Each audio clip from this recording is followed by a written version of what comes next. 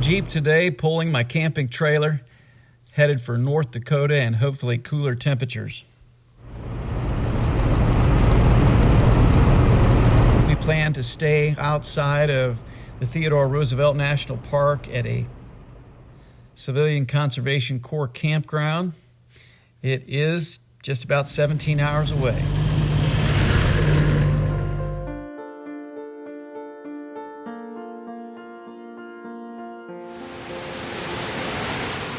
Welcome back to another episode of Eric's Camping Adventures. We're going to go on another search today looking for some beautiful places.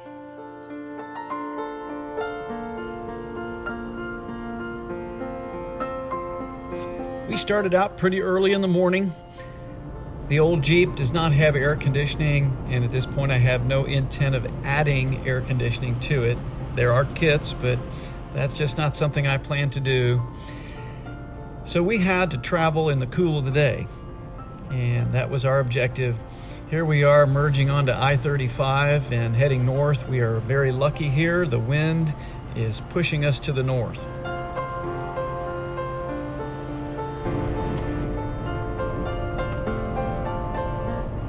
We found an Amazon Prime truck just going about the same speed as we were, and I decided to draft off of him for a while.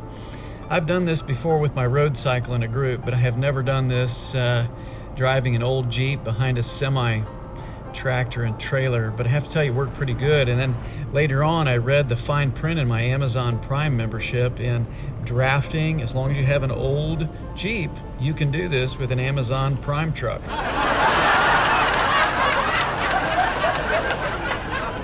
I did draft off of this guy all the way from 412 all the way up to Wichita.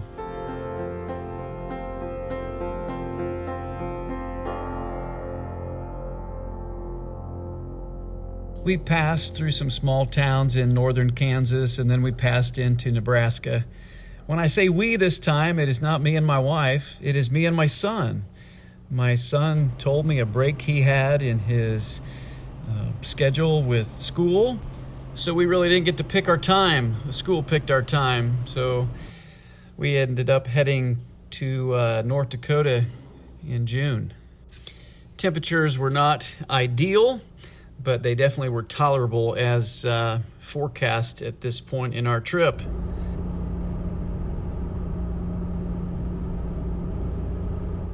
The first leg of this trip ended up being probably about 10 and a half hours. On Google Maps, it said just under 9, but this is an old Jeep Wrangler. Just doesn't go that fast. Doesn't accelerate fast, but it does go once it gets going. And our first stop is going to be Spencer, Nebraska. A lot of these small towns in Nebraska almost seem like a step back to a different period in American history, with small businesses are still thriving. Lots of churches, lots of people in these small towns. I cannot say that it's like that in every place that we have adventured. Many small towns are simply ghost towns. In Nebraska, they seem to be thriving.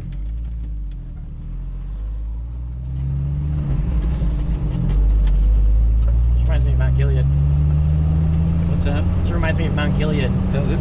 Except the yards weren't kept nice there. Just all the Victorian houses. Yeah.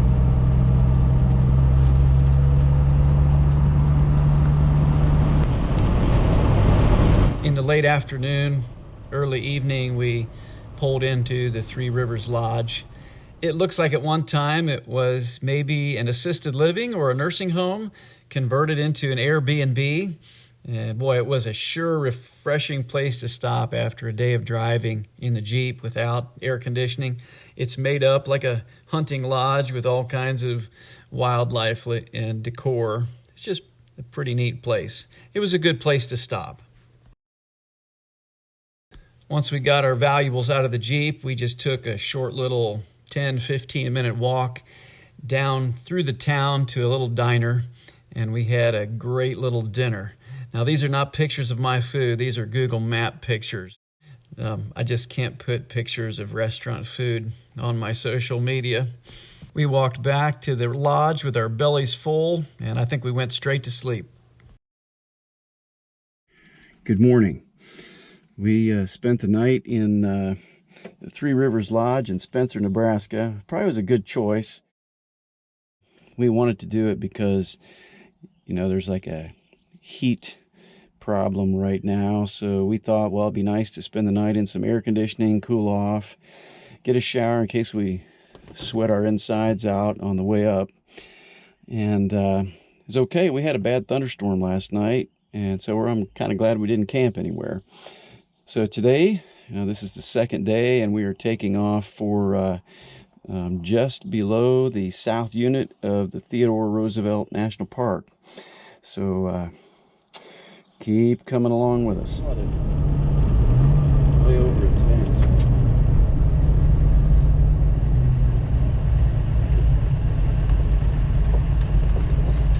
The second leg of our trip is going to be about 8 hours. On Google Maps, it probably took us about nine and a half. Just going slow in the old Jeep. The scenery was absolutely beautiful as we cut from the north side of Nebraska into South Dakota and then into North Dakota. Very different. I'll tell you a few things we saw on the way there.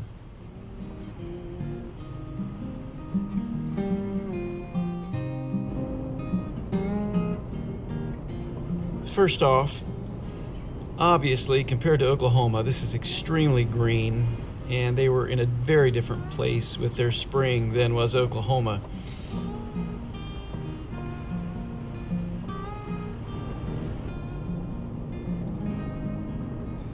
As we passed from the rolling plains of Nebraska, we passed into some rolling hills of South Dakota. The change in the terrain was obvious.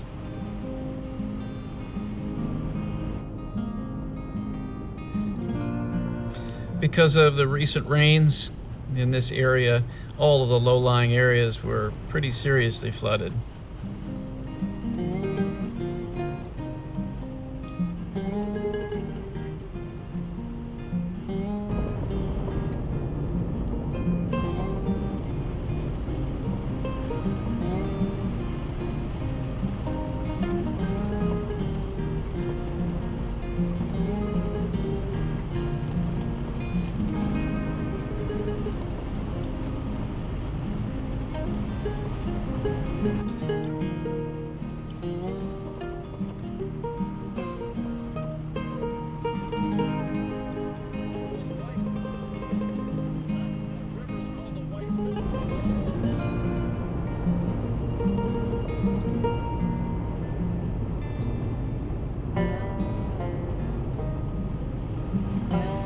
Those clouds eventually became a rainstorm and then a thunderstorm. Actually, a pretty serious thunderstorm. I don't think I've ever used my windshield wipers in Oklahoma, so I found out my wipers work just pretty good. Eventually, the rain quit and clear skies prevailed.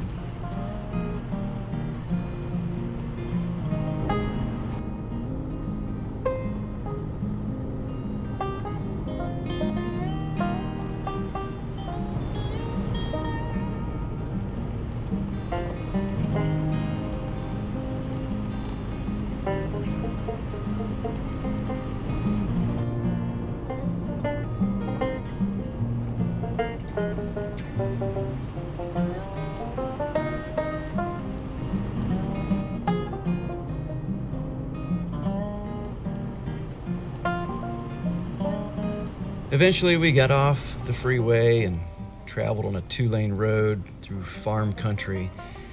These farms were so large and space was so open, it was really rare to actually find a farmhouse with the farm buildings, grain bins, farm equipment. This was an isolated, desolate area in terms of people.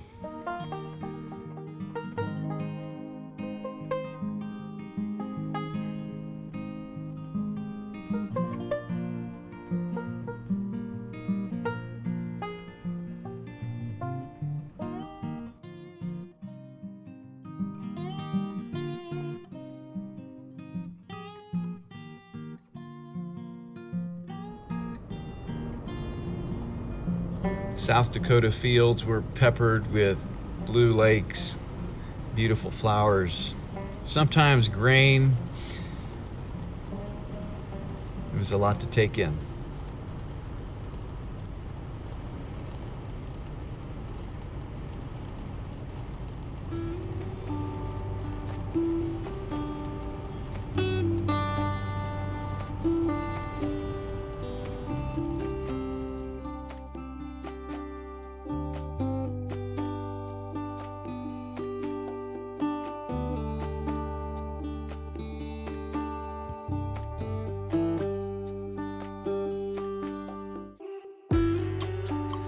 The yellow fields with the yellow flowers. I looked it up and it seems like it's either canola or safflower. They sure were pretty.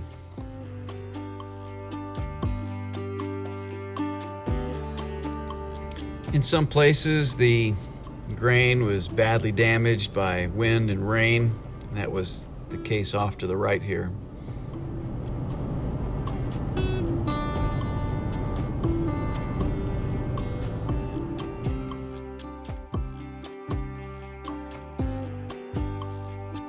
More beautiful yellow fields on both sides.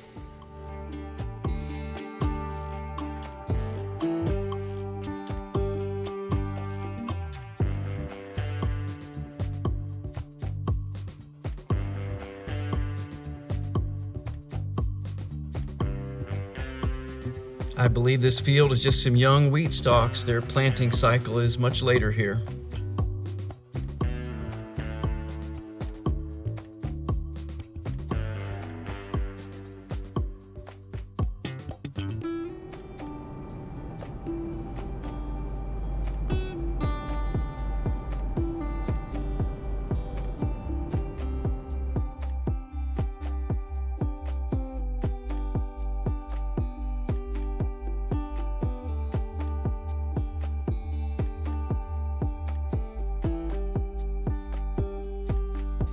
The transition to South Dakota to North Dakota was a change in the hills.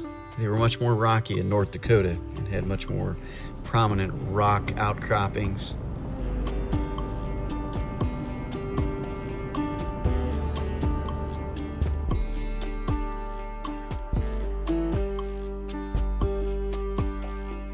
This is just the beginning of the Badlands right here.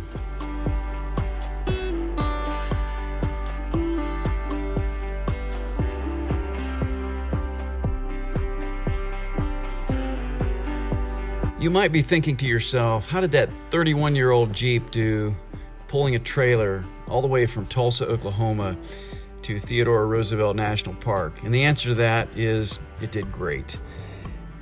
A little less than half a quart of oil and just steady as she goes.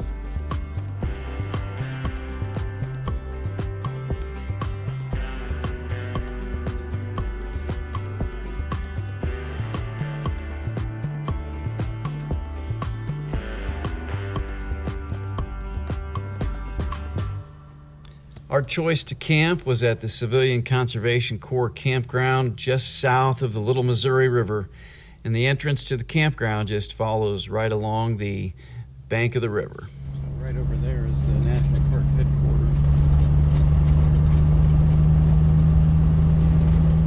headquarters. We got settled into our campsite. It was evening. The sun was bright and it felt hot. It was only about 85 degrees, but there just seemed to be something different about this northern sun. And we wanted our shade up, and we got in underneath it just to cool off a bit. It was a nice campsite.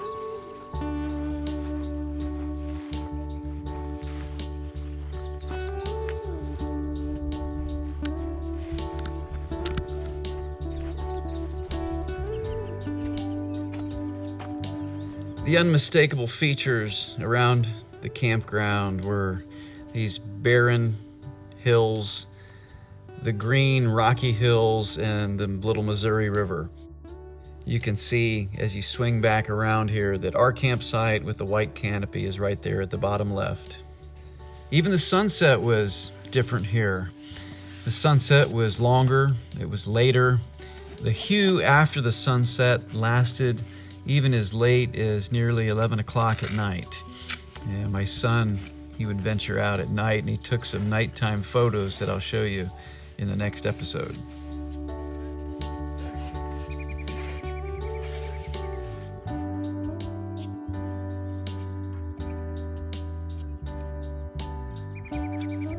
I'm gonna turn in here. Sam is sleeping down in the annex, and I am sleeping up here in the rooftop tent, and I'm pretty tired.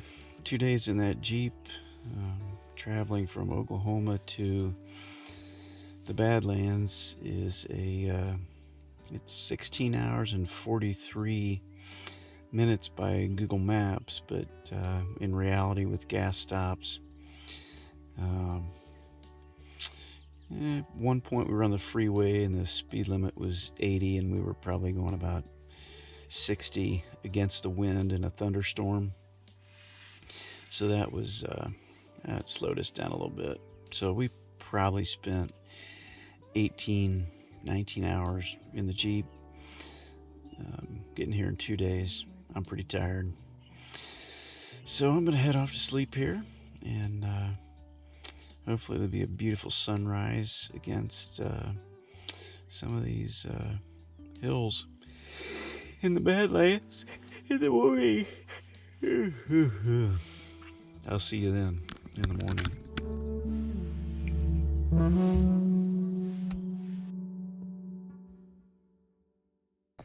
We woke up a little bit later to a beautiful sparkling mist coming off the Little Missouri River. It was beautiful.